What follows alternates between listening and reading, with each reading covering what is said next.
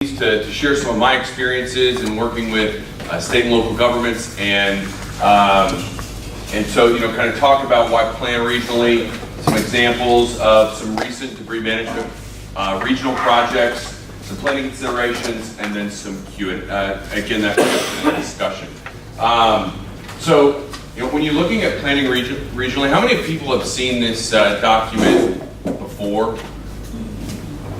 Well, I mean, it's a Corps of Engineers document, so this came across my desk when I was sitting in a hotel in Baltimore, Maryland, prior to Superstorm Sandy. And a couple of things, again, just to really demonstrate, is this Superstorm Sandy had the ability to generate millions of cubic yards regionally, and all the way down from the northern edge of the Outer Banks and Currituck County area, all the way up to Long Island and into Connecticut. So I got to tell you, from a response and recovery perspective, we have personally clients from that northern part of North Carolina all the way to the state of Connecticut. So from a logistics perspective, I personally was looking at this into breaking it up into theaters of operation and looking at the regional impacts. And so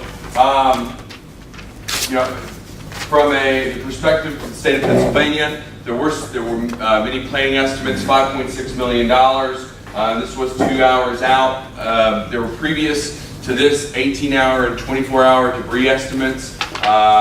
And so, people were looking at this. People, folks like the folks in ESF3 and the Corps of Engineers were doing these debris models and running these plans and trying to look at what those regional impacts could potentially be with a disaster like Superstorm Sandy. And again, although this this didn't happen, thank goodness. We heard yesterday from Berkhimer. Had that storm come in south of Atlantic City, where they were projecting, this certainly is not outside the realm of possibilities of what could have potentially been generated by Superstorm Sandy. So, I think it's important to understand these cubic yard estimates. Again, for those of you who haven't seen it or have seen it, I mean, this is was a planning document that was issued to PEMA and other agencies. I think the local governments received this as well to start preparing for a regional impact and what that might have on the waste stream and what that might have on the region. Another regional example is Hurricane Ike. Hurricane Ike impacted, actually Hurricane Ike came ashore right there. And I did something. Alright. I'm sorry guys. I'm usually pretty good at PowerPoints. What? Yeah, there you go. So Hurricane Ike came on shore right there at High Island, right south of the Bolivar Peninsula, and you had storm surge all the way to Plaquemine and Lafourche and Terrebonne Parish on the other side of Louisiana. So again, we're talking about major debris operations in Galveston Chambers all the way up in southeast Texas. You had a major. You're touching the smart screen behind the downward screen is what you're doing. We just wanted to see how you could adapt to it. You're doing very well. Okay. I really didn't think I was. It is you, but it's not you. Okay. It's happened to the best. It's not you, it's me. Don't touch the screen. Okay, I'll just use the pointer. You are filming this, by the way. What's that? You're on camera, too. Oh, good. Even better. Okay, so the smart screen. So again, you look at an impact of a major metropolitan area here. And what's more is you look from a regional perspective, and we're going to talk about resources. You actually were also looking at coming off of a hurricane 16 days prior in Hurricane Gustav that had impacted the southeastern part of the state of Louisiana. So we're talking about regional planning. It's staff and stuff. It's, do you have the staff? And there's a limited amount of stuff. There's a limited amount of hauling vehicles. There's all these limits on what out there, whether it's landfill capacity or recycling centers. There are limits on everything. So, again, I just want to demonstrate, and these are some statistics here from the region following Hurricane Ike. The city of Houston, 5.6 million cubic yards of debris. That was citywide. In unincorporated Harris County, 1.5 million, all the way down. And we kind of just listed some, examples. You have C&D and mixed, and city of Galveston's population of about 60,000 people. So, and that was inundated with storm surge. So you had varying degrees of your debris stream, along with varying, estimates as far as debris volume. But again, I just want to hammer home the idea that this is certain regionally. Yeah, you bet. So these monitor amounts those were verified by monitoring staff? Or is this, these are projects that we were engaged in. So this is data that I pulled from our projects. So the question for those who aren't familiar with the Army Corps model, it has a accuracy plus or minus 30%. If I remember right? Yeah, just trying to find a little bit, but basically it's a rough order magnitude to get you in the ballpark. Yeah. And I'll tell you, just from a verification perspective, 5 million cubic yards is pretty well close to what the Corps of Engineers model came up with days after the incident. When you plugged in different characteristics, they look at, for planning purposes, for those of you who aren't familiar with it, they look at canopy and build out, commercial density, population, household data. So, and then obviously the size of the storm, which, again, is, you look at category 1, 2, 3, 4, 5 in a linear fashion, but from a damage perspective, it's more of a hyperbole when, it goes up 3 or 4 fold based on the category of storm. So, if you look at that number, that actually came pretty close, 5 million yards. So, when you're looking at these things, even planning for a ice storm, we use, kind of a category 1 type of planning scenario when we look at ice storms and snowstorms, all the way up to actually backing it off a bit for tropical storms. But, there are some good data points out there and some good tools when you look at this regionally, and I put this figure on here because from a regional, why is regional planning perspective? It's for the little cities, to be honest with you. I mean, that's one of the big drivers. Cheryl and I were talking about this morning. Why plan regionally? And I can't tell you how many times the town of 1400, without a city secretary, without a procurement department, no public works staff, reliance on the county or reliance on their partners, comes to me and says, John, how can I guarantee that I'm going to have the resources to address debris when I've got the 800-pound gorilla, which where I come from is the city of Houston, who has 4 million people, and they tell me it's like bees to honey. It's the resources are going to go to where the debris is, and that's certainly the case. And so when we look at regional planning, it's understanding that these are all shared resources, from landfills and your processes to cleaning it up, to your labor pool, to your equipment, knowing who has what. These are all ideas that are really important, which end up leading to expanding the field of knowledge. And Cheryl, we were speaking about each other. You really that's really what's driven you in HGAC is understanding that everybody's going to rely on one another, and it's certainly not politically palatable to see that town of 3,000 who doesn't have the knowledge or the capabilities to really maybe manage this on their own. Yeah, that's true. For us, we have the city of Houston, and our smallest city is 82 people, and you can imagine the mayor's like the dog catcher, everything. And so what HGC tries to do is help protect the smaller cities who don't have the staff.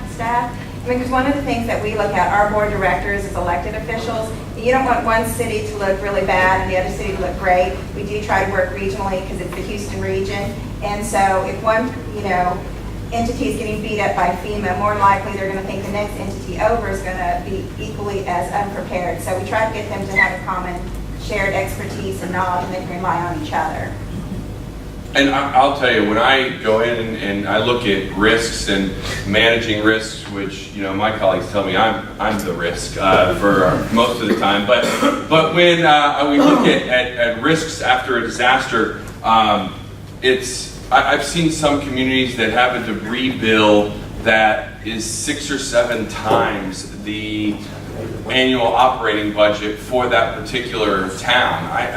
There's this town, Jamestown, Colorado. It's in Boulder County. It's a type of situation that has a population 1,000. Their debris bill is $80 million for a disaster that, I mean, that doesn't even compute. And in her mind, she's just, I mean, they're overwhelmed. And so, you know, you look at that, you know, again, it really is to aid and assist those that are, that, you know, may not have those capabilities.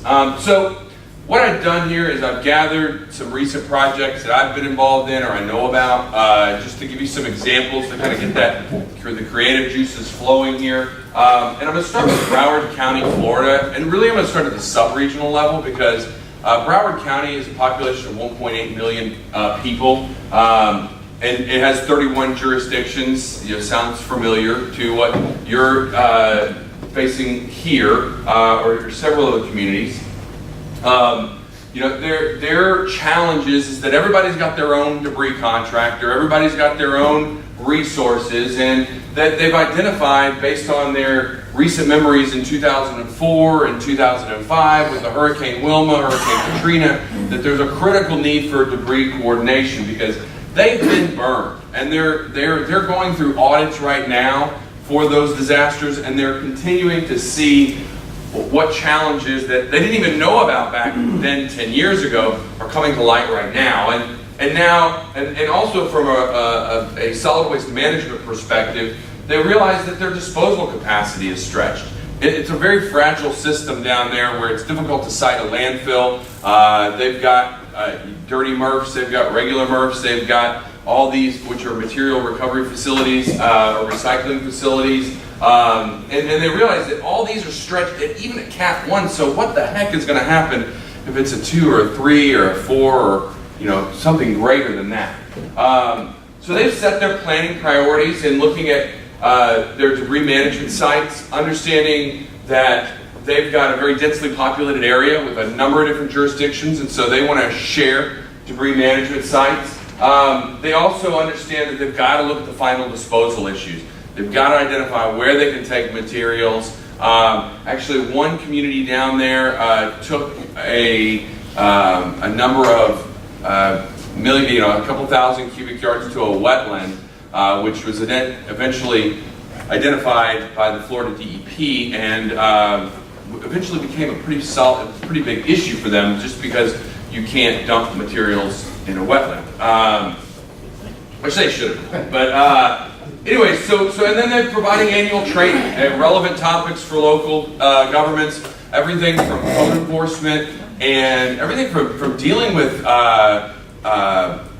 vacant homeowners and how do you deal with debris in a situation where, you know, a lot of their housing stock was, because of the 2008, 2009, you know, bubble or the crash in the real estate market, they've got a lot of foreclosures and bank-owned property. So looking at those types of issues, waterways and integration with some of the new FEMA changes have all been important topics for them. The next example is at the regional planning council level, the Council of Government up in the Dallas area, the North Central Texas Council of Governments. You know, their biggest challenge is that there's not a lot of big disasters that impact there. However, with that being said, they're definitely vulnerable to tornadoes, and you know, you look at the list of disasters that hasn't happened yet, you know, they're number 4 or 5 on that list just because of the tremendous amount of population. They actually did some modeling based on the 1999 Moore, Oklahoma tornado and looked at what would happen after that in the Dallas-Fort Worth region, and the impacts are significant in size. And you know, really, it has been difficult for a lot of their emergency managers who are very engaged to translate that to the Public Works and Solid Waste group. And so that's been, again, just describing some of the challenges that they're dealing with. From a planning perspective, they started with regional training seminars. Their Council of Governments, they've got a very wide area from a square miles perspective, so they did training seminars on varying topics over a 6-month period. They also did a lot of interviews and case studies. They reached out, they were doing a lot of outreach to the county and cities who had done some debris planning and tried to highlight those, those examples as, as models for other communities.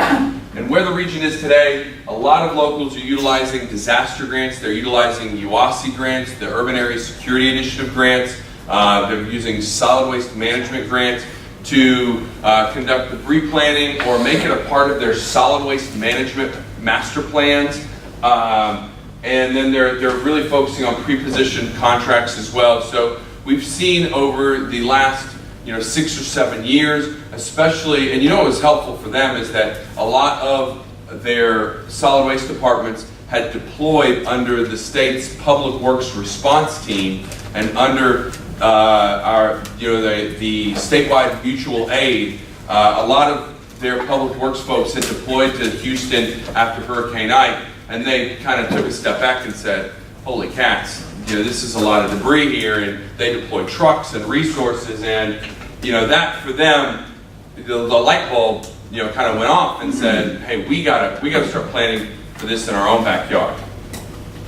Another example is Seattle-King County, and I tell you what, this has been fascinating to be a part of because it has so many natural and built and environmental challenges in such a densely populated area, from the fragile mobility system. I mean, transportation corridors that could give way under the biggest hazard, which are a tsunami or a major earthquake. Everything has to be railed out. There are no landfills in the Seattle-King County area. The closest one is, I don't know how many miles away, in the state of Oregon. So it's something you guys are familiar with here with New Jersey and New York as well. For them, it's identifying debris management sites in heavily populated areas. And how do you do that? And again, this is what I mentioned yesterday in the discussion where I said in Seattle-King County, it is so unpopular to identify these debris management sites because of social and political equity throughout the area, not just to site these in the low to moderate income areas of town, that they've actually shielded this from public view, and it's been one of those documents that hasn't been released yet, but potentially would be. Identifying disposal options outside of the region. Again, no landfills in the area, as I mentioned. Identification of transportation options. I mean, again, utilizing rail, intermodal facilities. They have, for them, it's not just sending a truck down the road, loading it up and then dumping it somewhere. I mean, they've really got to utilize potentially some barges and freight through the Port of Seattle, Tacoma, to intermodal facilities with their rail partners like Union Pacific. And they are huge on collaboration and coordination. They really have driven home the idea that they want everybody at the table. Everybody's got a seat on the bus, whether it's the private sector, public sector, the ports, the environmental groups. They want everybody to be aware of what is going on and have input and have a stake in that, in the recovery. Finally, from a statewide perspective, I'm going to talk about 2 states, one in Virginia, one in Connecticut. And in Virginia, and Tim has been actually a big driver in this area. Tim Berkhimer with Dewberry is going to speak later. Is looking at not only the state, which is the Virginia Department of Emergency Management, VDEM, but they've really had a lot of planning at the Regional Solid Waste Authority level, where a lot of the planning occurs. And I'm going to apologize for throwing out so many acronyms, but the VIPSA and SIPSA and CVWMA, these are Virginia Peninsula, Public Service Authority. Virginia Peninsula Public Service Authority. SIPSA is Southern Peninsula? Southside Peninsula Service Authority? Southside Public Service Authority. Okay. And then Central Virginia Waste Management Authority. Okay, that was the one I knew. I'm sorry, I butchered them. Terrible. CVW. So all these, and what they've done is they've really gone and decided, hey, we want to have a contract vehicle that's available for all of the jurisdictions in the area. And you know, the second part of that equation is not only making that, and that starts at the Virginia DEM level all the way down, but they've really had some really fantastic annual coordination meetings, kind of like what we've had here, where they've brought in some Top Gun experts from NOAA, from FEMA, the FEMA region, from the Virginia Division of Emergency Management, Department of Emergency Management, brought their contractors to the table, VDOT. I mean, it is one of those things where you were a local government, you know, population 15, 20,000, you couldn't get these people to come, and they've done it at a regional level, and they get some great participation. Tim, is there anything else in Virginia, I mean, in the area that you want to highlight from a regional planning perspective, or some other things as far as outreach or coordination with? Well, the follow-on to the regional debris contracts was the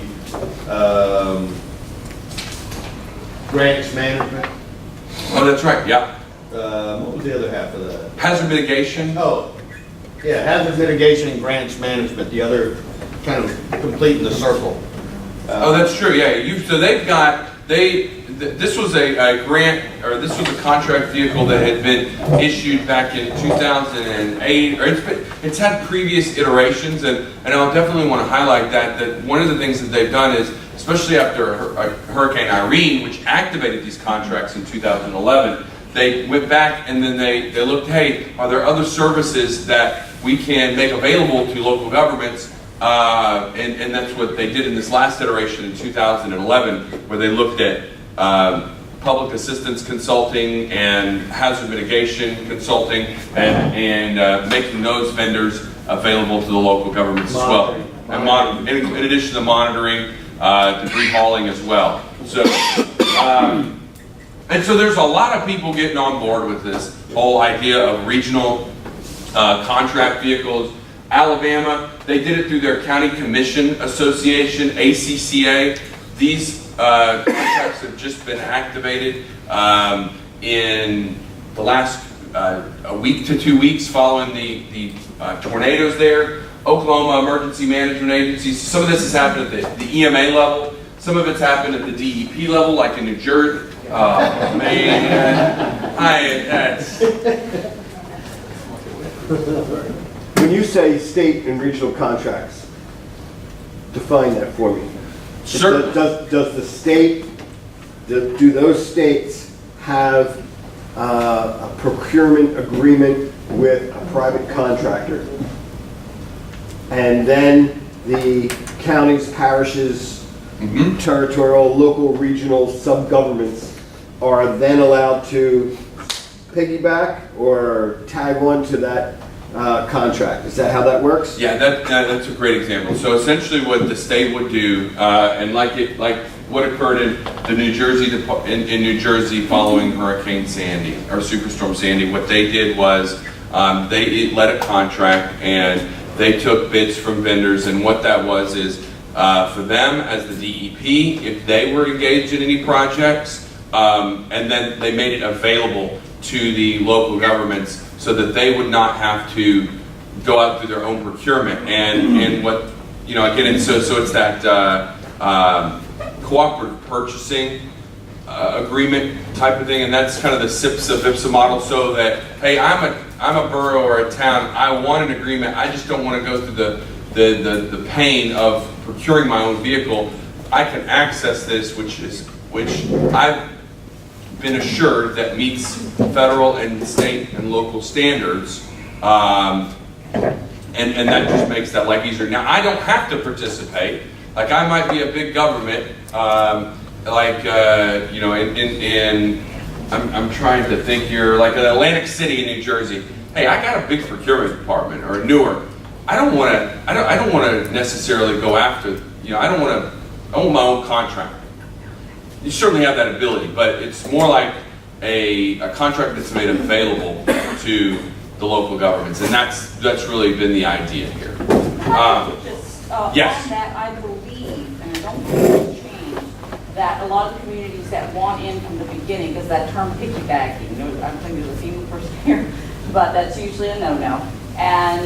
But what it allows is, I do believe the contracts identify those communities, so it's coordinated pay. So I think legally and contractually from their county or whatever jurisdiction are kind of cleared on that as part of that process. And I don't know the intricate details, but I do believe they're identified in advance as part of that, like, yep, we want to get on board with y'all.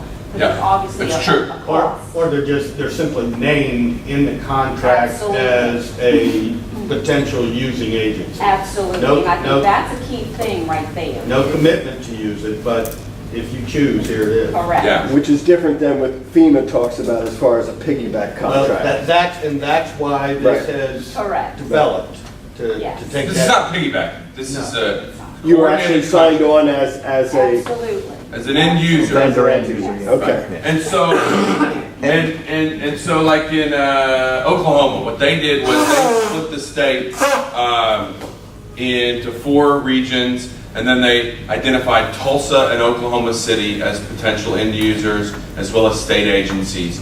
And you know, so they did it from that perspective.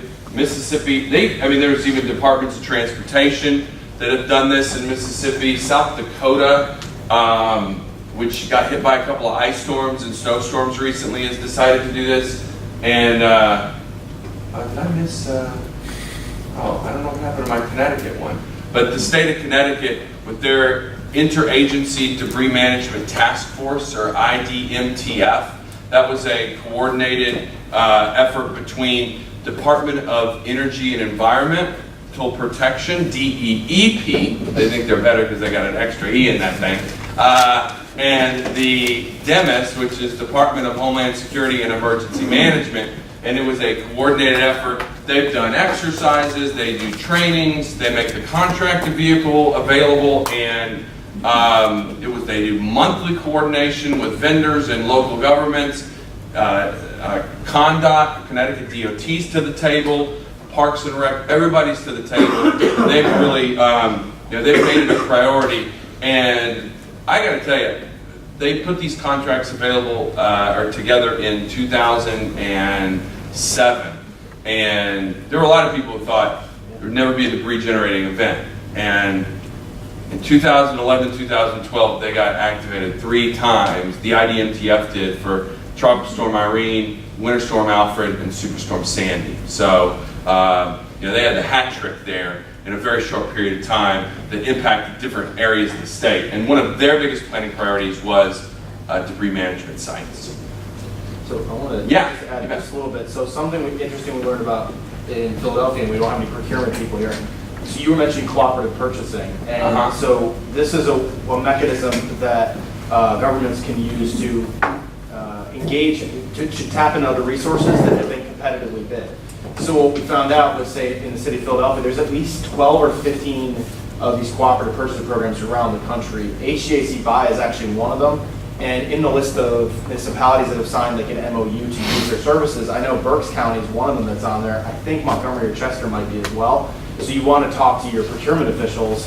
The challenge with, using all those services is whether or not it's competitively bid. But typically, you could, if I'm wrong, John, but typically the cooperative purchasing programs, the value is that they have been competitively bid. Absolutely. And then it allows you to expedite the procurement process and just kind of, it's not piggybacking as Pat would say, it's not that same concern, but. No. Well, it also addresses all of the rules and regulations that come with the FEMA Public Assistance Program, which is critical for the reimbursement. While we're talking here, I'm going to pull something up because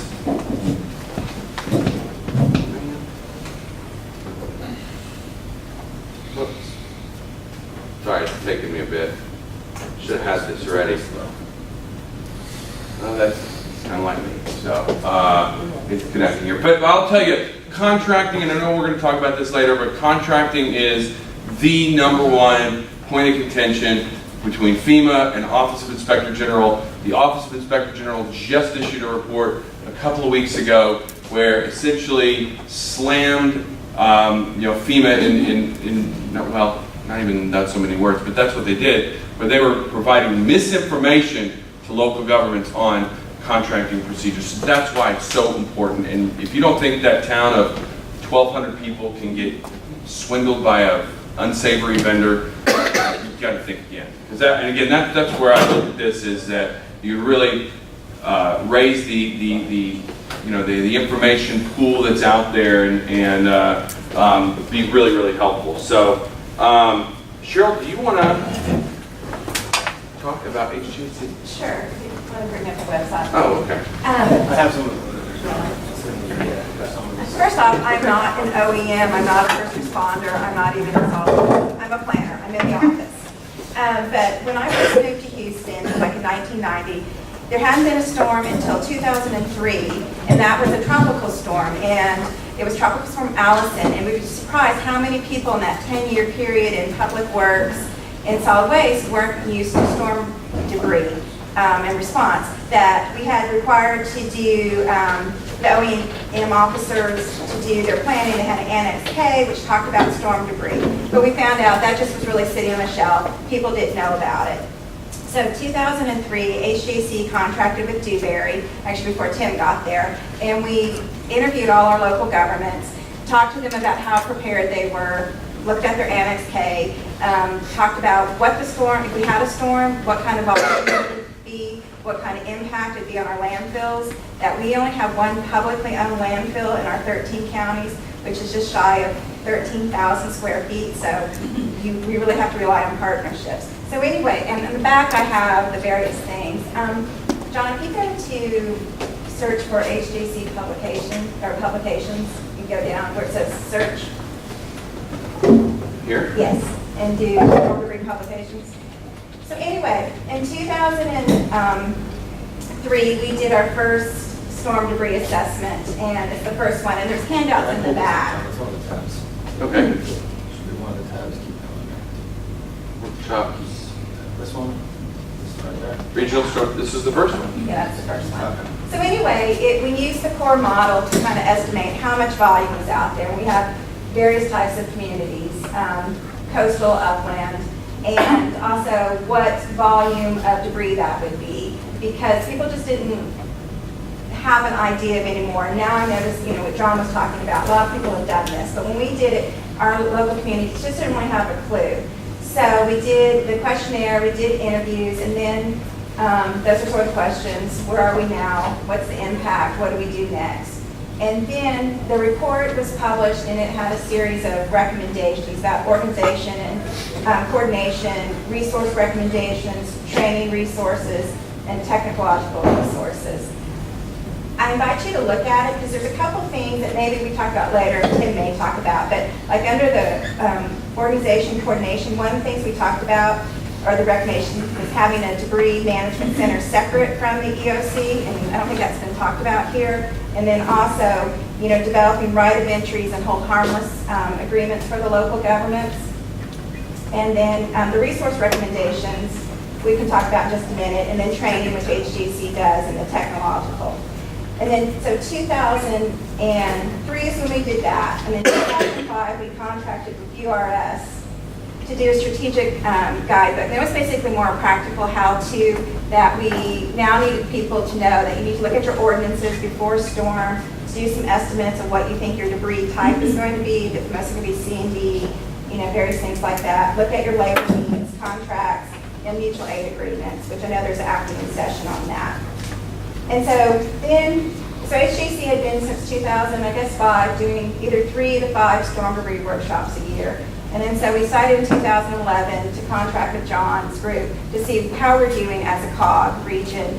And we did a update to our regional assessment. And the main thing that came out of that is that we're doing a pretty good job. our website sucks and we need to redo it.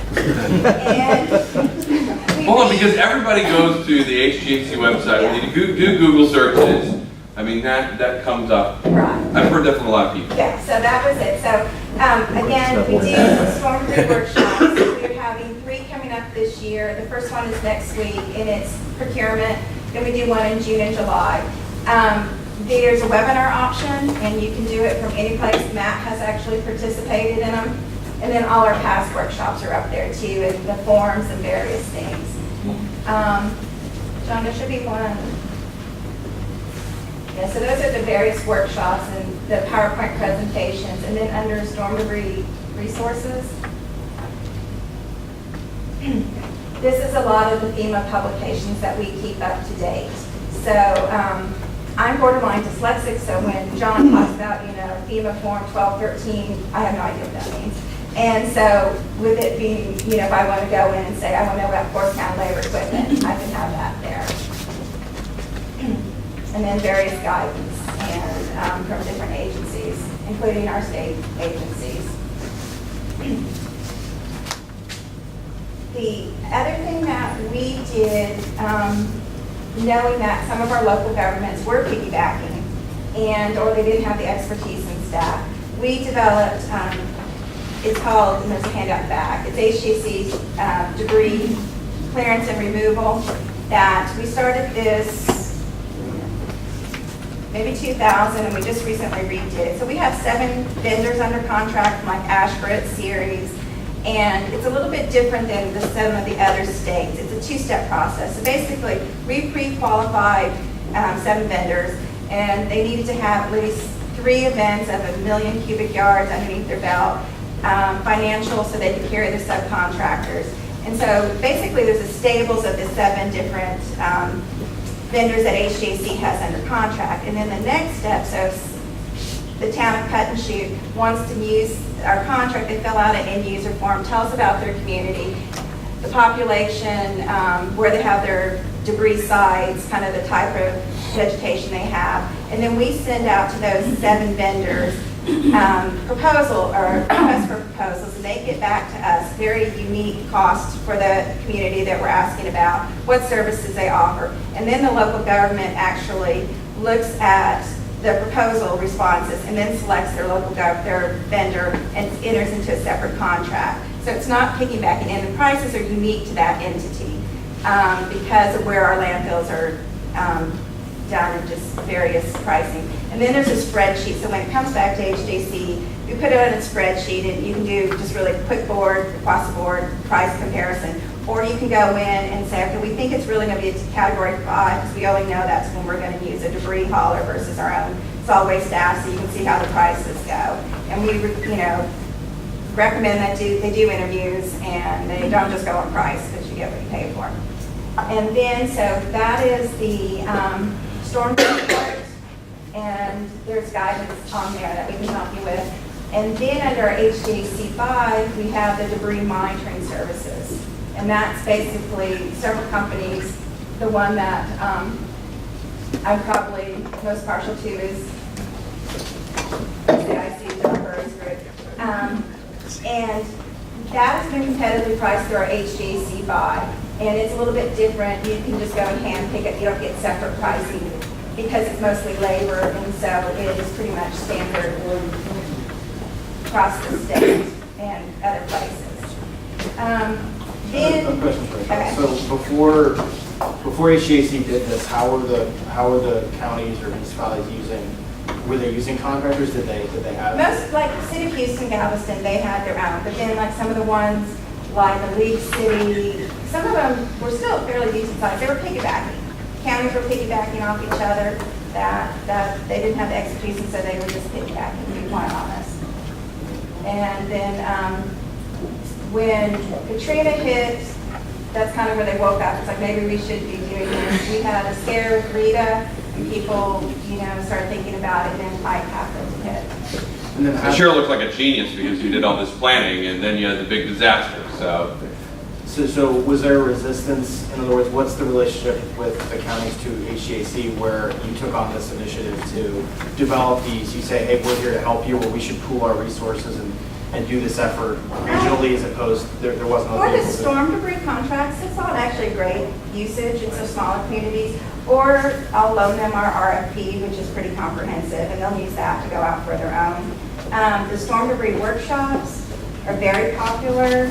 You know, I have people yelling at me that we need more people in our room and reach fire capacity.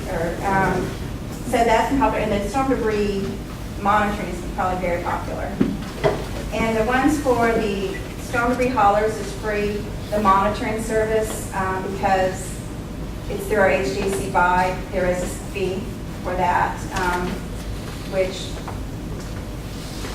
the company pays HGC. Oh, yeah, and all these contracts are standby contracts where you don't have any costs associated with it until there's an activation. And through HGC buy, there's a 1.5% fee that the vendor ends up paying. But I agree with you, Cheryl. The procurement initiative for the towns like Cut and Shoot, like that's a very Texas name of a town, Cut and Shoot, you know? But those towns of like 3,000 have really utilized that. And then I agree with you, the workshops have been one of those things where there's been a tremendous amount of positive feedback. You've added the webinar feature, so people from outside the region can participate like Matt's done in the past. Yeah, the workshop is big people come and the very small people come too. And so that's helpful. And then we have HGC Buy, which also has like emergency backup generators. They have various other things that you might want to keep on hand. They also do fire trucks, garbage trucks, and it's national. And for the storm debris, I just did my first one in Florida and got their prices for them. And you can have one per person on the contract, or all 7 if you wanted. There's no fee. Yeah, this is all through cooperative purchasing, right? I think that's how I understood. So you have a list of, I think Yeah. we're here, and so is first. Right, so that's the list of communities in the state of Pennsylvania that are, and it's not just local governments that are part of this. School districts, municipal authorities, even some PMPs are a part of it as well. And Dan, are you from? Yeah, I'm trying to see who's on that. sorry, Dan, are you downtown or Exton? No, No. for Washington. school districts. It's very easy. It's only $150 to join. It's an interlocal agreement, and it's on the website. The only state that probably has the most issues with is Louisiana. They're just a weird state. But there's like heating co-ops, like Louisiana. Western States has stuff like, that this, I don't know here in in this region if there's a state cooperative type deal. I mean, and it'll even, HGC has a link to this organization called uscommunities.org where you can actually click on your state and it will give you the authorizing statute for in the Commonwealth Procurement Code that demonstrates why cooperative purchasing is legal. So if you ever have a question by that, if you get questions, well, this isn't legal for the Commonwealth, well, here is the citation. So, and you can go to any state. So HGAC would tie into, like, we have a program called Co-Stars. That's where we do, like, the Commonwealth purchasing is done through. So HGAC then is a contracting organization, entity, that has contractors listed for it for various services. They would verify that they meet Title 62 and that they meet Co-Stars requirements for all 67 counties, all 2,506 municipalities would then be able Actually, I don't know to. if they even have to go through CoStar. Like, Lancaster County could directly purchase through HGC Buy. They don't have to have that, your sort of middleman. They can do it on their own. It's just hard, no, but I mean, but there are, under that title, there's requirements for purchasing. And as long as they meet those requirements, then they're fine. Yes. And, Yeah. all right. So it's again, it's an option. It's out there. It's something that HGAC has been engaged in for the last. Yeah, Yeah. Started mostly with fire trucks and police Right. vehicles, economy of scale, and then working with our end users, expanded to other resources that they have said this would be helpful to us. Right. You mentioned a fee. Right. For the fire trucks and for the debris monitoring, there is a fee that HJC collects, and it's 1.5%. But for the storm contracts, that's under my group, and there is no fee. I just get your pricing for you, and you do your own selection and contracting. And the local government doesn't pay the fee on things like the fire trucks or the energy or HVAC equipment. I mean, they've got sump pumps. I mean, they got all that stuff for debris monitoring. Generators. The vendor pays that fee, but yeah, I mean, it's options that they're out there and something to think about. Questions? When you talk debris management, right? I'm getting the perception when you talk about debris management, we're talking just about the vegetative stuff. No, we're talking more than that, but Okay. in our area, with our growing season being almost right now, like 11 months out of the year, the vegetation is a huge part of it. But after because the hurricane and the winds, everything was sort of commingled, and so trees were mixed with cars and, quite honest, alligators. I mean, it was just this huge big mess. And so the option of recycling probably really wasn't going to be that feasible for us, except where there was more like Galveston Island, where it was more of a flooding issue, and you could not have it all commingled. That's great. So, any more questions for Cheryl at HGC? Okay, well, I'm going to just move into planning considerations, and just these are my ideas, again, what I've seen, and again, it probably goes without saying that utilizing the existing infrastructure has been one of the most successful models when it comes to debris management planning, and quite frankly, any planning for that matter. I've seen it, again, regional planning councils, solid waste authorities, the city-county association, UASI regional catastrophic planning, where I've seen them incorporate debris management planning and debris management initiatives into that organization. State agencies and associations as well. From the partnership perspective, I think that the Seattle King County, where I gave that example when they brought everybody to the table, they wanted collaboration, they wanted coordination.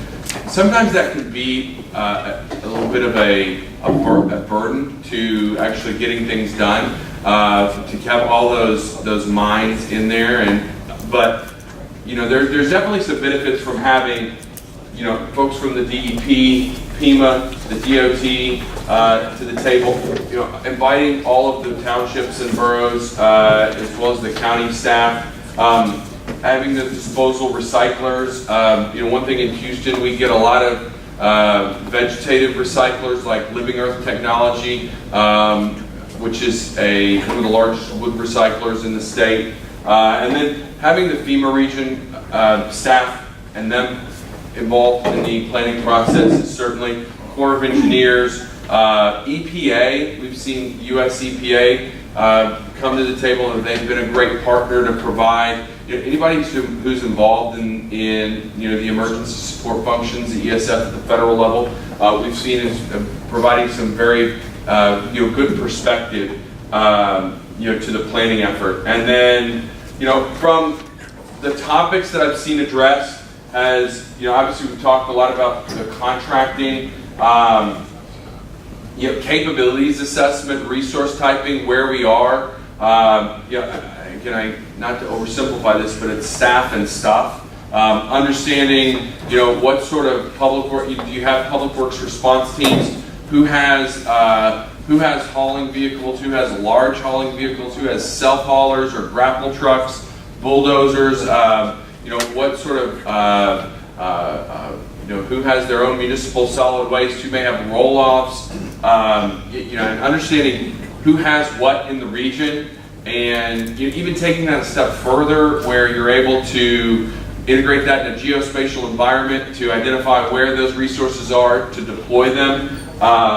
Debris estimating and hazard analysis, kind of taking what Corps of Engineers did with hurricanes or Superstorm Sandy and taking that a step further. You maybe not drilling down into the neighborhood level, but certainly identifying where are our greatest threats, as far as maybe looking at what HGAC did, where they had the coastal and upland and inland counties, and looking at some of the hazards and debris streams that may be generated after an event like that.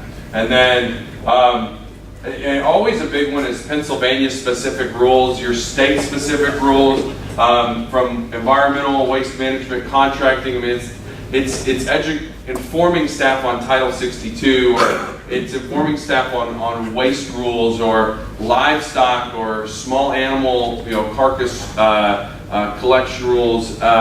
It's understanding what state agencies are responsible for what. Where is your SHPO located, or your State Historical Preservation Office?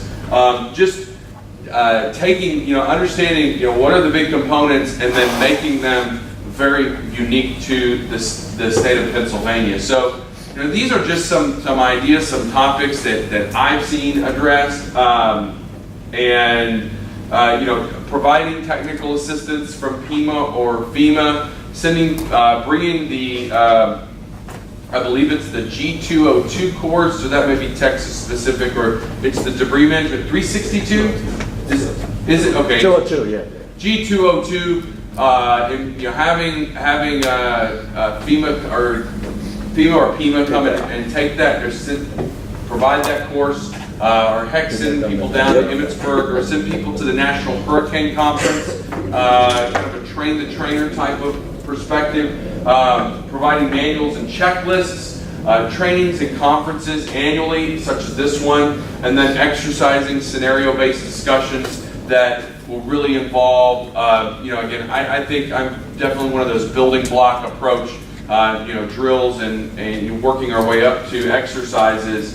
But that's actually something where I've seen getting to that point has assisted local governments as well as contractors identify what are some deficiencies, and just having some of those scenario-based discussions, like if evacuation plans have changed or re-entry plans have changed, how that impacts recovery operations. So, again, these are just some ideas, and I know we have some time here in the last 30 minutes. Again, I was hoping, Matt, in our previous discussions, that we could maybe open the floor and have a good discussion about some ideas that this may have stimulated. So before we do this, I was actually going to go to Tim real quick, because I should have had you also chime in, because you did a lot of work in the Hampton Roads and Virginia Beach area. I was wondering if you could talk a little bit about what Hampton Roads has done in this area as well. Okay. Just, a little personal history here. I spent 20 years working for the City of Virginia Beach, Public Utilities, moved over to Public Works, was down on the operations end of the house. I think it was in '96 when the city was threatened by a hurricane, first one in anybody's memory. As I said yesterday, all we could think to do is to fuel the dump trucks, mount the snowplow blades, and somebody thought there were 2 chainsaws in the shed. And that was our level of preparedness.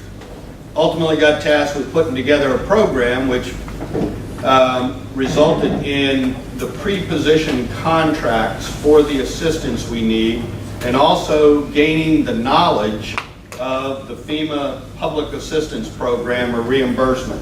I don't honestly think you can talk about debris management without talking about reimbursement, because it will have a major impact on your operating budget, your reserve for contingencies, that kind of thing. I had actually gone out to Disaster Field Office in West Virginia to learn at the time, it was the fall of '98, the new public assistance program that was coming on board under James Lee Witt. If you remember back then, he stayed on board under Bill Clinton for a second term as the director of FEMA, and was making it more customer service friendly. And I had an opportunity to go out to the Disaster Field Office and got back to Virginia Beach, and lo and behold, 10 days later, Hurricane Bonnie hit the city of Virginia Beach. Cat 1 storm, and it dropped probably 500,000 cubic yards on us. And Virginia Beach's got a population of 450,000, a large public works department, large public utilities, a lot of dump trucks, a lot of backhoes, big operational staff, and we were so completely overwhelmed. It was incredible. What we did was we went ahead and activated the pre-event contracts that we put in place. And that's what we're all talking about here, is having the contract already executed, the price is already determined, your debris management site's identified and as close to being permitted as you can get, having your public information campaign where you've got to educate the citizens on their role in the debris management effort, having all that put in place.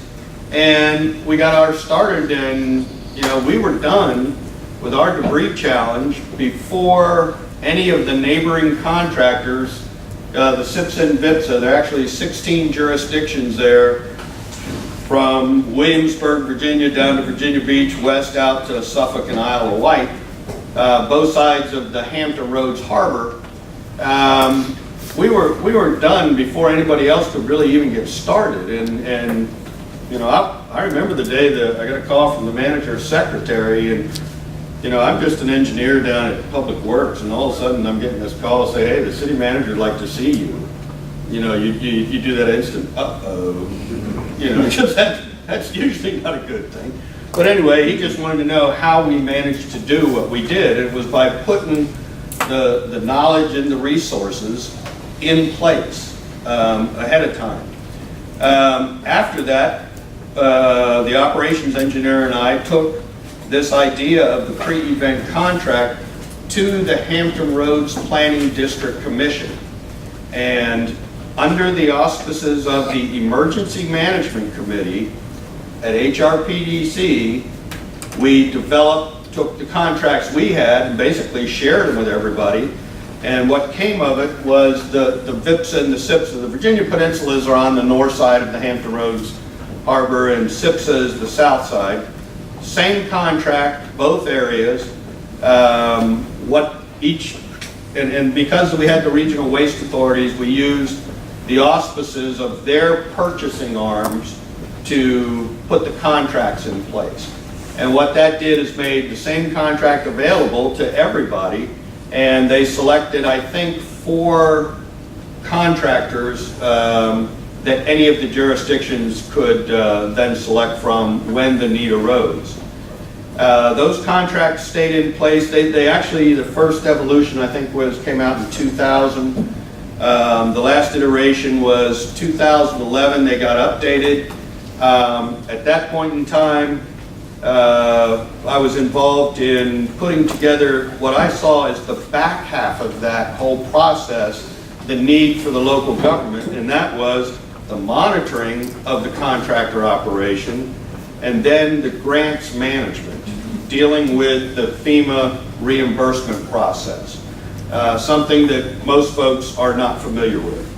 And so what exists in place now for all the jurisdictions in that area are not only the debris removal, reduction, and disposal contracts, but the monitoring and grants management. And so it's a lot like what HGAC has done. I mean, and we were doing these things independently, but realizing that it's the reason we are here today, because the knowledge of, 1, disaster debris operations, and 2, the FEMA reimbursement program is just not a part of our daily lives. It's the NIMBY syndrome.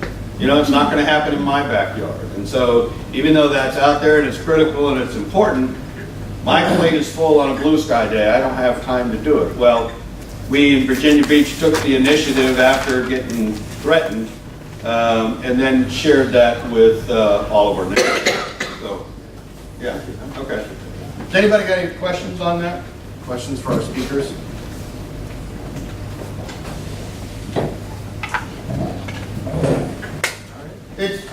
one other comment. It's really kind of interesting. It's a niche market. I mean, there's only a couple of us in the market, and we see each other everywhere. It's no surprise to see John, Jerry, and Cheryl here. I mean, and those of us that are involved in this market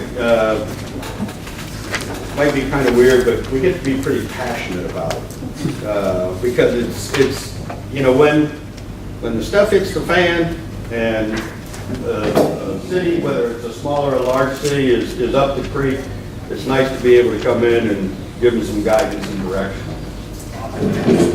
Thank you to John. So, obviously, it sounds like pre-event contracting is a very good idea, but inevitably, some jurisdictions won't push back. For whatever reason, it doesn't seem like a good idea. What are some of the challenges that y'all have seen with jurisdictions considering establishing pre-event contracts, and how have you seen them overcome that challenge? What changed their mind? Getting hit without resources. Yeah, I know.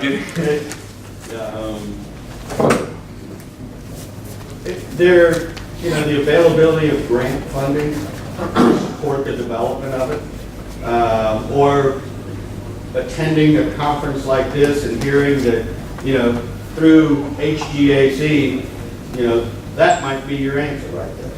Because every jurisdiction in the country can use the resources that HGAC has. You don't have to create and invent your own, so to speak. All you gotta do is get caught by a disaster, and the PW director or the manager, somebody's gonna get held to task. And somebody's rear end is gonna fry.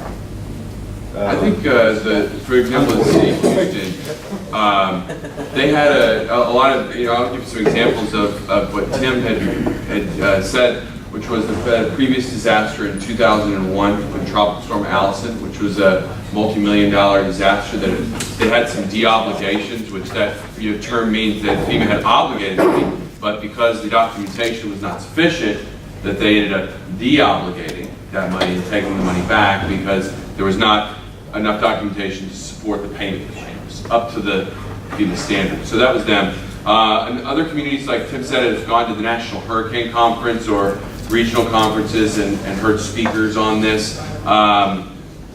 Other people have just done their own research on the FEMA Second Appeals database, or have done research on the internet about communities like Livingston Parish, Louisiana, or Chambers County, Texas, or other communities. They've looked at Office of Inspector General reports. Relative to Superstorm Sandy, there's been 3 Office of Inspector General reports issued in the last 30 days from like a Manilokin and a Sandy Hook, or not Sandy Hook, but Union Beach. There've been, as well as the state DEP. There's been those. So a lot of it is just getting the right information out there to change attitudes and change and really impact actions. I mean, I think it's just becoming more self-informed, or reading up on 325s and the 328s, and or you may maybe one of those things where you get a new city manager from a coastal community down in Texas that gets placed in your town and says, what do you mean we don't have any pre-positioned contracts here? And I've seen that happen where there was a city manager in Baytown, Texas, was up in Connecticut, and these city managers, they move around a lot, and so I've seen that happen. Tampa Bay's solid waste director moves from another area, so it's some cross-pollination. Cheryl, I don't know what you've seen. Some of ours has been actually for rural counties, driven by the elected officials. Like they have a storm about to hit, and they have, company A, B, and C knocking on their door. You don't have a storm contract in place, and they have all these other pressures, and then having a salesman right at that time. And one of our county judges, she was so aggravated, she told all of her county commissioners and surrounding county judges, get a contract in place because you have these rabid salesmen at the door saying, get with us, get with us. And so it was some of it just by the reality of you don't want to be dealing with those people right when you have other things going on. If I could just add Sure. a thought. I think, I know on our contracts, pre-place contracts and some similar ones that are listed, the contractors, a big part is also the cost that it may take to get that contractor on board, kind of like a retainer, hey, we're first in line type deal. And I know that for ours, even if we do not use them in a year for whatever reason, there's still a portion of money we've got to pay for that, period, okay? But I'm just looking at the Hampton Roads, and it appears that unless it's activated, there may not be a cost. No cost to the jurisdiction. And that's a huge difference. They're also right there. required to come in and conduct training and Absolutely. It's all at no That's- cost. That's usually a deterrent at times, because for contracts, it's what they're just sitting on the shelf, what are we paying for? And in communities that are already limited on funds, that's like, well, you know, but I think the positive is definitely being prepared. And I think the cost on pre-negotiated fair value, then, you know, when you're like, heck, I need help right now, and all of a sudden the price is like a wedding, doubles, you know, automatically. And so I think if you have that in place. I think another thing on the reimbursement, the reality is that events may not even be the FEMA level. It's at the local level. Pretend it's your taxpayers or out of your pocket. What would you, as a person, individual, contractors coming to your house or however, you want documentation showing who did what are the resources, where did you haul it to? And that just, you know, gets bigger as you go up the chain. And it's the same thing. What would you require for documentation? And we're not talking, you know, go from the thousands to millions of dollars. And I think that's what you got to remember, because sometimes people may not be coming in if it's not a real big event. That's it. And then what happens? You're stuck with a bill that, oh, now you look at the details. And I'm not saying you don't, but I think it's the same perspective that you got to approach smaller events and bigger events. Accountability. Back to the issue of the pre-event contract, whether or not the contractor is obligated with fee or bonding. I mean, I would think you would need some sort of security or some instrument to ensure performance and to ensure that your contractors aren't overselling their services and entering into all these pre-event contracts. And when the event hits, they realize you cannot service them in a timely or efficient manner. And then they're bringing in subs, and then you're back to, you know, the running around game you would play without a contract. So how do you, I guess, assure that performance when you have to go to the contract if you're not paying, you know, upfront and having some sort of bond or security to ensure the vendor actually comes through and fulfills their obligations? I'm not sure if the local level is smaller contracts. I know for ours, if we... Could you talk about your ACF contracts just a bit? Oh, not totally awarded yet, but... Oh, okay. I'm sorry. Many people may not know about the advanced contracting issue. Sorry.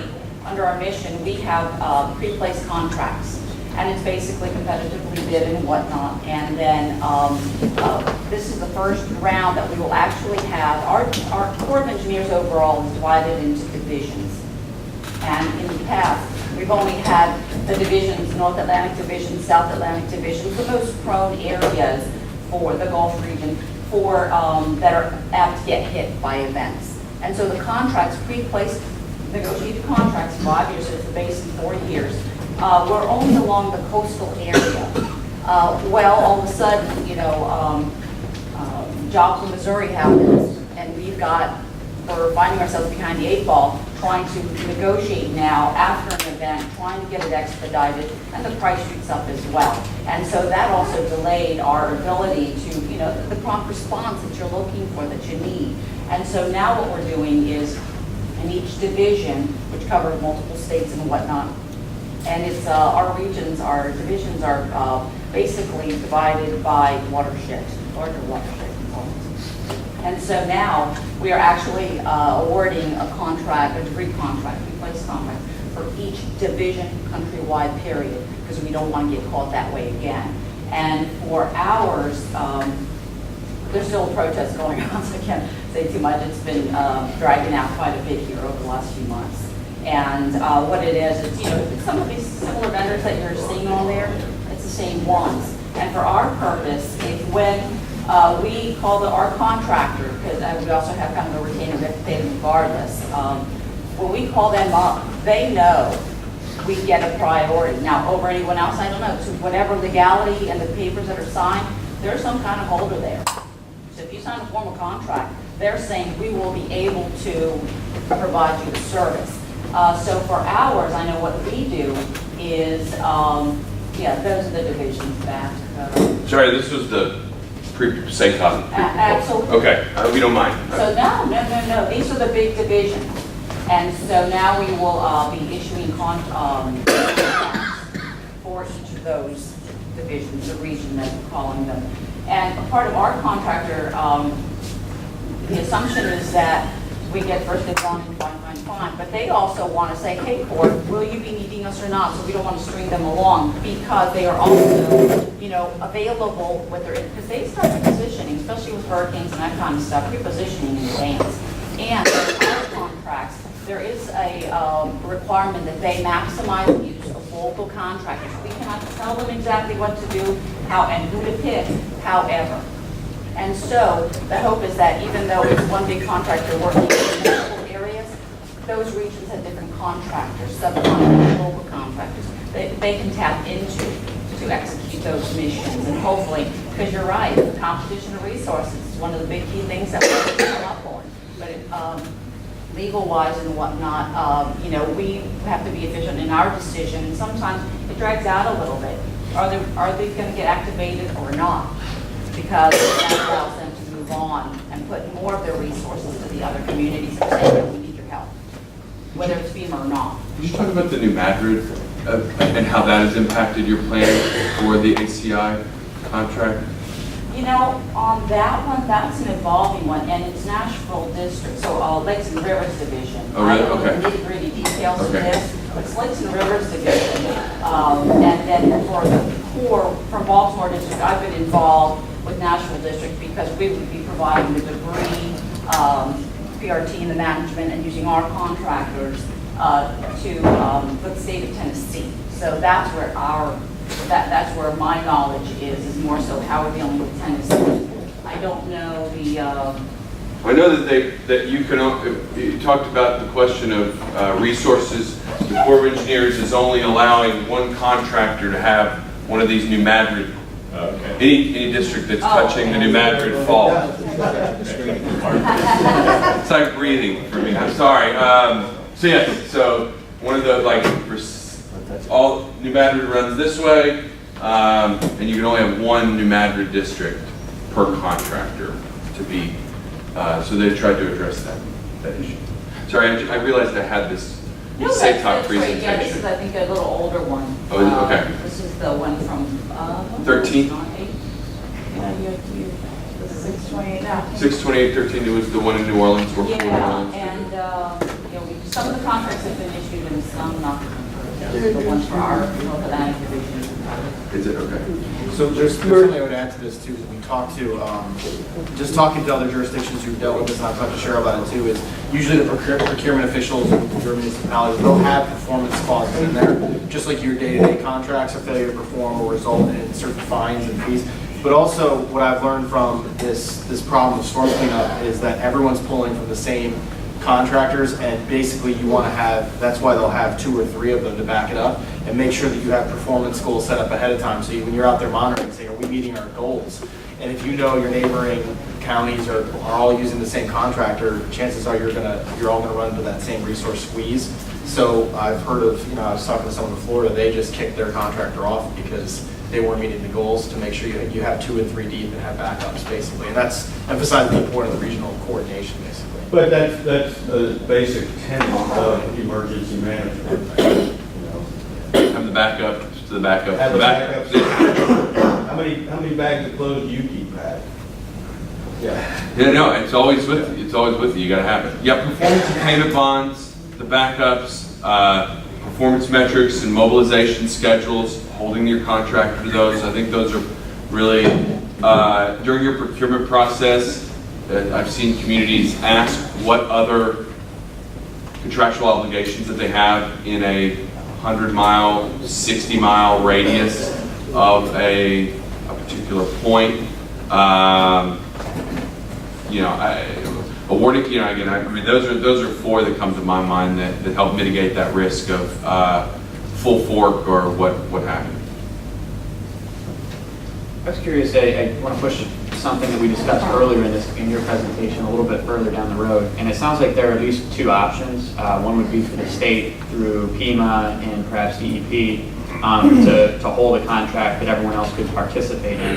And a second would be for the counties and perhaps the townships to develop their own pre-event contracts through entities like HGAC, other cooperatives. And so what are the drawbacks of holding that contract? Because I mean, there's obvious appeal to doing this at the state level. I imagine, especially for the counties with a lot of townships.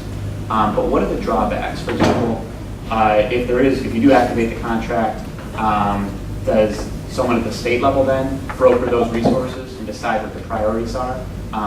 Does it affect, the scope of the local participation in the contract? In other words, it's statewide participation instead of 60% are, for example, from Philadelphia County. So I'm just trying to think through the questions you would get from, our executive officials in the county level. What are the drawbacks to holding this at the state? I think from an HGAC perspective, one of the drawbacks I've seen is just an out-of-state cooperative. I mean, that people are unfamiliar. I mean, the HGAC, just so everybody knows, the Office of Inspector General, the DHS OIG, had even issued a report that reviewed their cooperative purchasing and gave it the thumbs up, which is a very difficult thing to achieve. But so that drawbacks from an outsider's perspective, maybe that kind of outsider's perspective.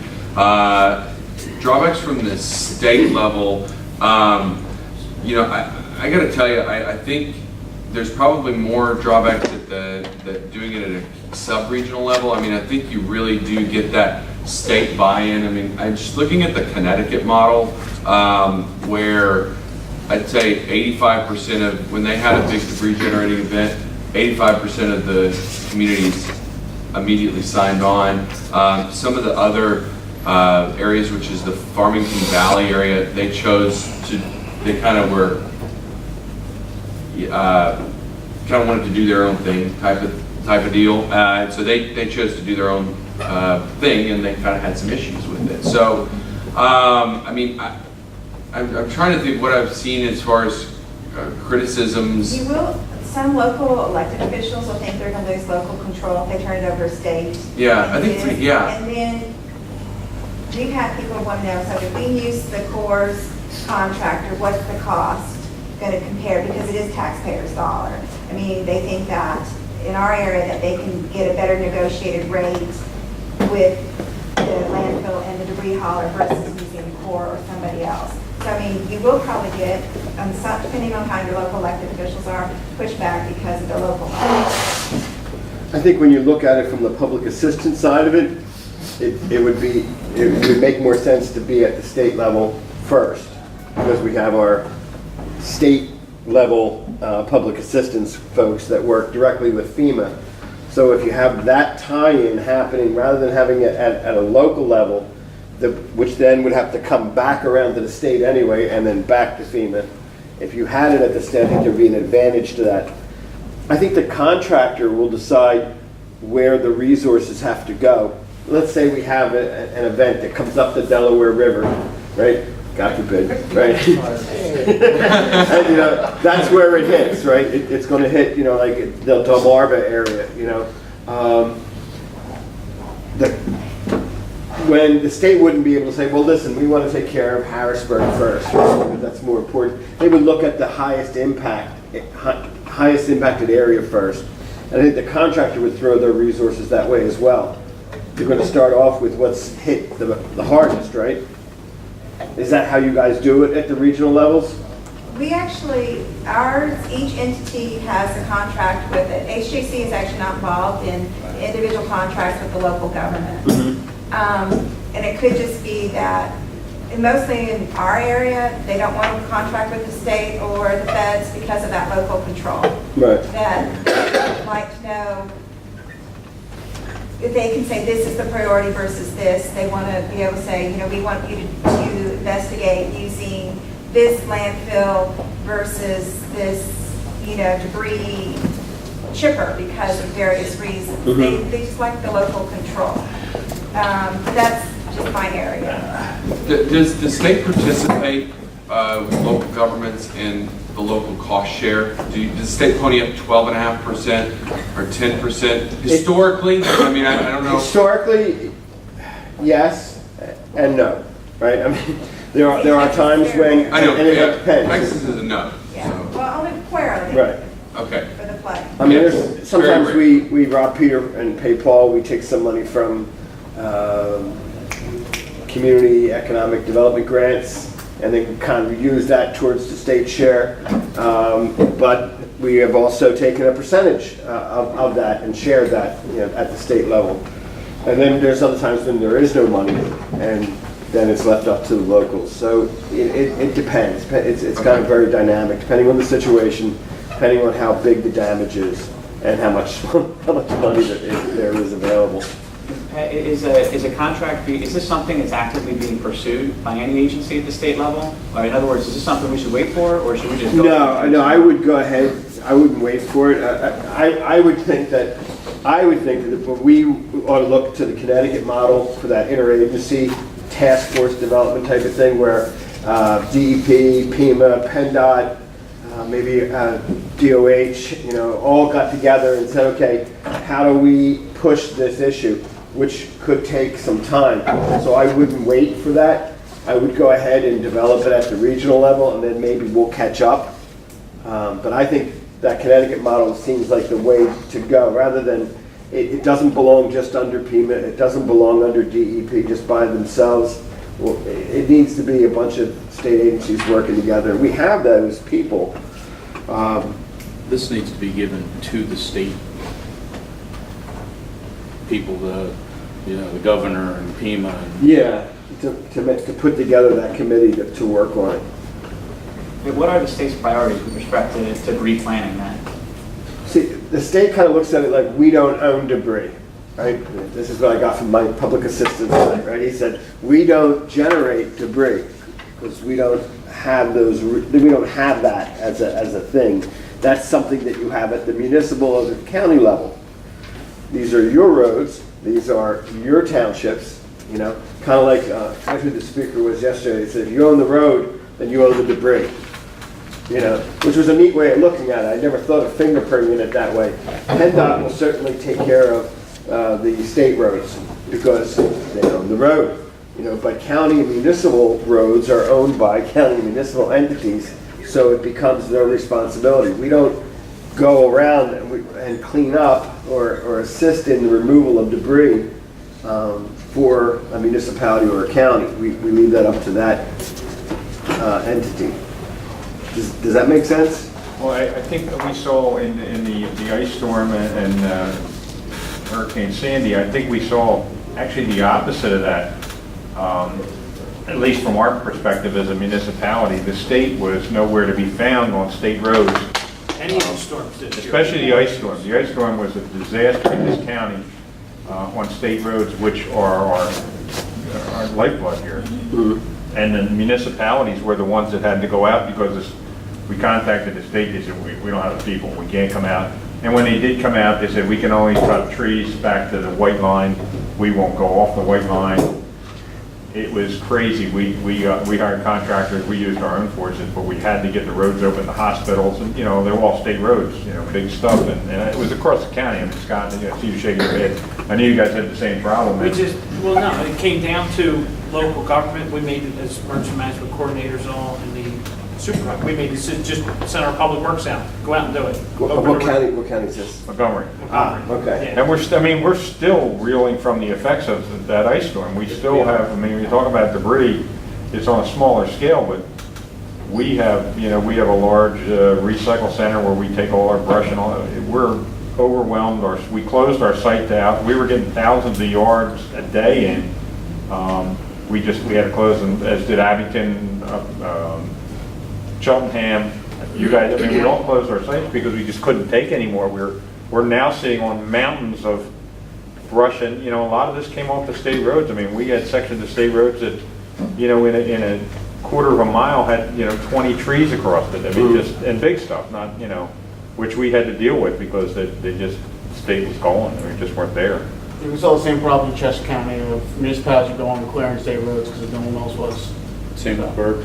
And this is just brush we're talking about. Right. Danny and I, our township's border, we have significant flooding issues.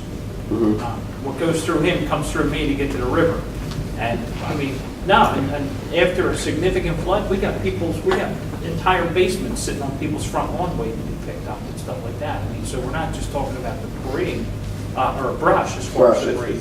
House stuff as well. We have we have refrigerators that are ruined, washing machines, sofas, I mean, furniture.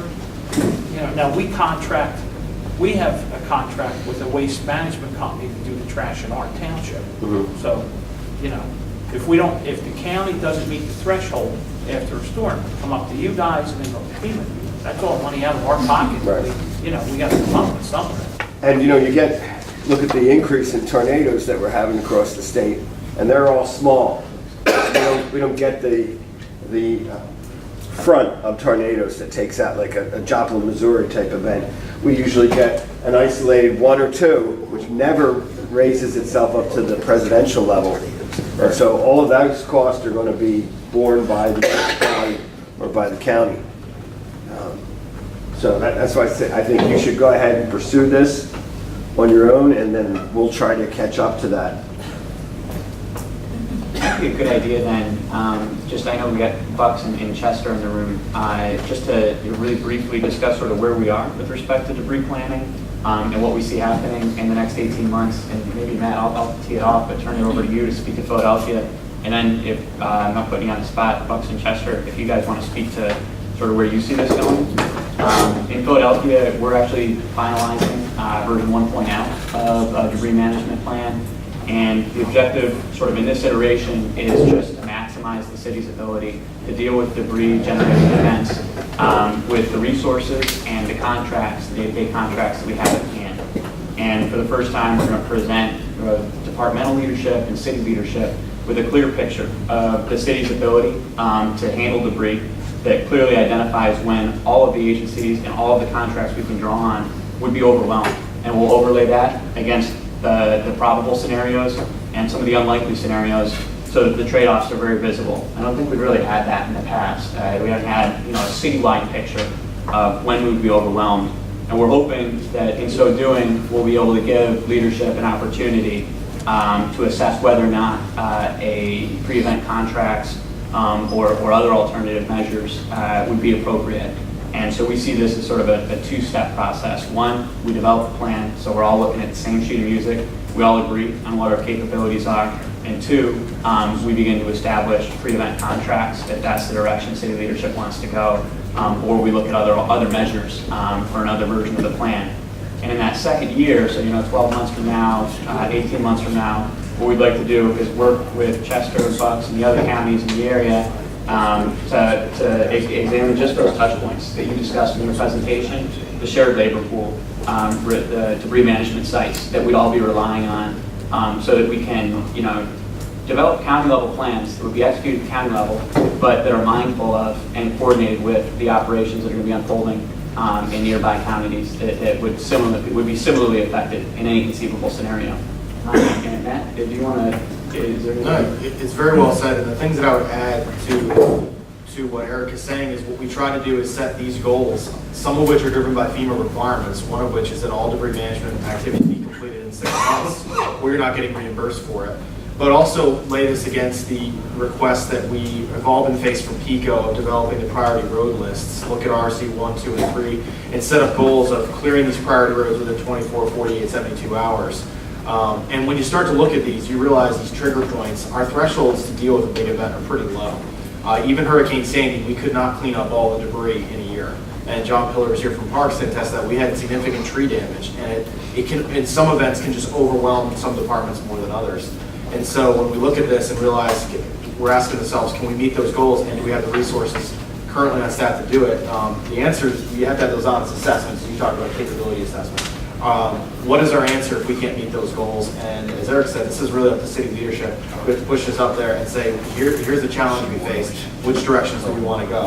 I know some municipalities have chosen to go the Army Corps on really large events. They'll call grants and federal assistance, or it's to have these pre-positioned contracts. So I think that's what we're facing. But I don't know if Scott, you want to talk about Bucks County and where you're at? Well, I'll tell you, in Bucks County, I think we've only scratched the surface of it. I mean, we've had disasters over the year where it's been a lot of flooded basements and first floor flooding, people put stuff out, waste management comes by, cleans it up, or they put some dumpsters out in communities and, stuff is pitched and hauled away. We've never really looked at, what if we have to take debris away of whole houses or what have you. So, at the county level, we've had some discussions about this. We haven't gone as far as, asking the county elected board to, look at pre-event contracting or anything like that. But I know a lot of the municipalities have done a lot of work on debris management because, as you know, in our Commonwealth form of government, it's a lot of their responsibility with our help.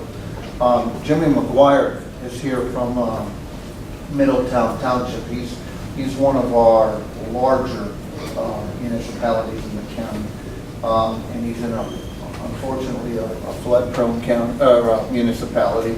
And that. So I'll let Jimmy talk a little bit about what he does locally, and then you can kind of get an idea of how we build from that.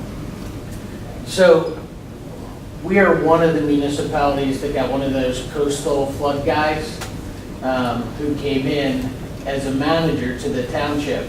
So yeah, okay. we're ahead of Okay. that curve. And he stayed for 2 years. So we were able to put a whole bunch of things together, not necessarily put that contract out there, but we really did a lot of those parts and pieces to get us a little bit further ahead than most of the municipalities. Now, quite honestly, we're in the same boat as Philadelphia. We still have storm debris from some of the different things that we just don't have time to get the guys out there. Bigger cities and smaller municipalities, it's all about the number of people that are working for that municipal center. So, when we look out, we say, okay, how long is this going to take us? And we realize that it's going to be a long time. We've tried to work on different things to try and expedite that process a little bit. The state sending down the Sawyers from DCNR, huge help. We've had them for the last couple of storms, and I will say it has dramatically sped up our process. There's a lot of things at the regional levels that would really help us. How we get there, I don't quite know, because I look at it and I hear, okay, well, this group can help, that group can help, but then you make the phone call at 2 o'clock in the morning and say, I need a generator, and they say, oh, not till 7 a.m., can we have somebody come out and even look? So I'm a little bit leery on some of the processes that are there, but, regional contracts, if the whole groups and the whole municipalities could buy into that, that would be a help. Because then I wouldn't have to maintain all of our stuff. I have 7 guys who work in the office, but they're constantly doing other things. Emergency management is becoming a larger piece of what we do. And really, that is my main task that I do now. And the other guys in the office do other things. One of the pieces that I know we've had an issue with in the past is coordinating the debris destinations. Where do they get sent to? If there's a line of vehicles and that's causing a return issue, that could be a big piece. And it has been a big piece. We can reduce the backup. Technical equipment, where is it? How can we get it a lot easier? Having that disaster phone book. Man, I call it the disaster phone book. It's your list of resources. You know, for a smaller municipality, trying to get some of those larger groups to come in, that really becomes an issue for us. And then things in waterways, you know, everybody knows that the state process, if something's in a waterway, forget it. Trying to get the permits to cut a tree that fell over during a storm that's created a dam is damn near impossible. No pun intended. No pun intended. So those are the places that can really help us as the smaller municipalities, in my opinion, in Bucks County anyway. I'll speak for Chester County. We're over the next year we're going to be developing our debris management plan. We're incorporating it with our solid waste plan update. So it's becoming an annex to that plan.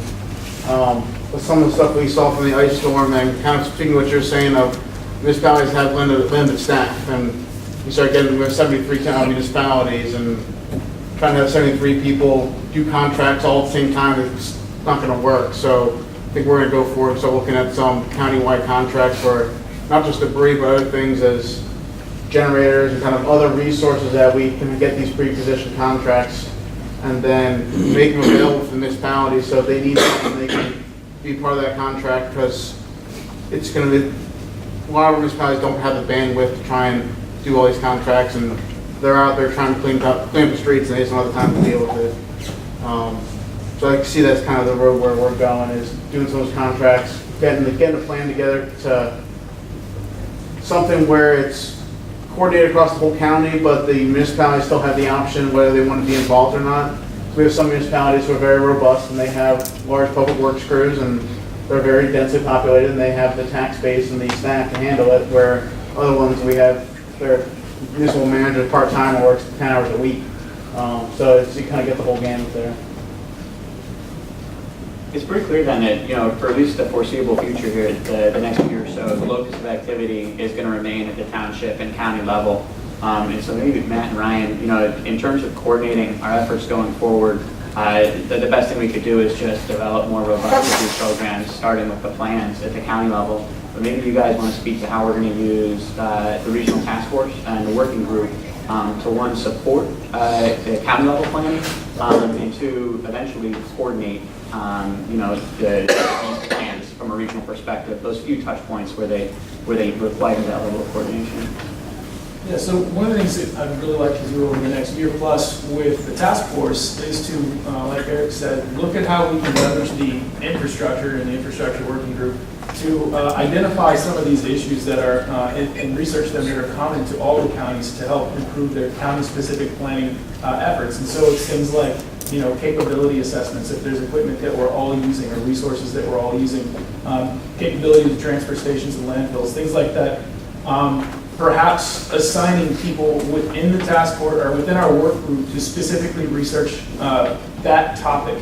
One of the things that I think we might like to do is start standing up subcommittees, ad hoc subcommittees, with a duration of approximately 1 year, whose responsibility would be to go research that particular area, that one project, and come report back after a year on your findings. Doing that would help inform, again, each of the county-specific planning efforts, and it would also better position us when funding season comes around each year to identify projects, very narrowly focused projects that we can do to, again, help enhance all of our county efforts. To that effect, a week from now, we're actually getting all the counties together here at 10 a.m. At this location to have that conversation. It goes beyond debris. There's a lot of areas that we're interested in talking about related to infrastructure.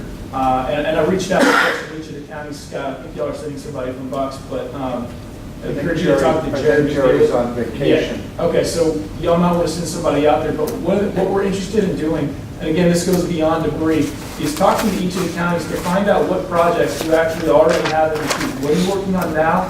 What do you anticipate working on in the next year or two? And then designing projects, unfunded projects right now, around those core planning areas. You know, what are the things that we can task some group within the work group to research and come and report back to us on that can down the road enhance all of our collective planning capabilities. It's something that's going to have to come from the ground up. We're going to rely on all the counties to tell us, these are the 3 projects that we really want to devote a lot of resources to. And they'll have to be led by the people in this room, because again, this is all unfunded. But we encourage you and all the other counties to participate in that process. Next Thursday? It's Monday, Monday the 19th, 10 a.m. Yeah, what time? Yes, sir. So we have a lot more to cover today, so I think we should probably take a break. I think everyone's interested for that. So let's take a 10-minute break and come back for Tim's presentation.